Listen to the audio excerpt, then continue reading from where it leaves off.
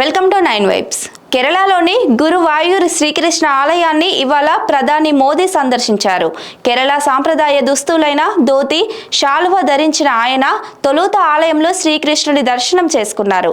తులాభారం కూడా చేశారు. ఆ తర్వాత ఆలయ పరిసరాల్లో ఫిల్మ్ హీరో సురేష్ గోపి కూతురు భాగ్య సురేష్ వివాహ మహోత్సవానికి హాజరయ్యారు. నూతన దంపతుల్ని ఆయన ఆశీర్వదించారు. ఉదయం 8:45 సురేష్ గోపి కూతురి వివాహం జరిగింది. ముమ్మట్టి, మోహన్ లాల్, దిలీప్, ఖుష్బూ కూడా ఈ పెళ్లి వేడుకకు హాజరయ్యారు. ఈ వేడుకకు ముందు కొచ్చిలో ప్రధాని మోదీ రోడ్ షో నిర్వహించారు. గురువాయూర్, కందనసర్తి, చండికా ప్రాంతాల్లో ఇవాళ కాలేజీలు, స్కూళ్లకు సెలవులు ప్రకటించారు. ప్రధాని టూర్ సందర్భంగా గురువాయూర్ ఆలయంలో కూడా దర్శన వేళల్లో మార్పులు చేశారు. ఆలయంలో ఇవాళ కొన్ని పెళ్లిళ్లు ఉదయం 5 నుంచి 5 వరకు, ఆ తర్వాత మిగతా పెళ్లిళ్లు 9:30 తర్వాత నిర్వహించనున్నారు. ఉదయం 6 నుంచి 9 వరకు ఆలయ పరిసరాల్లో కఠిన ఆంక్షలు విధించారు.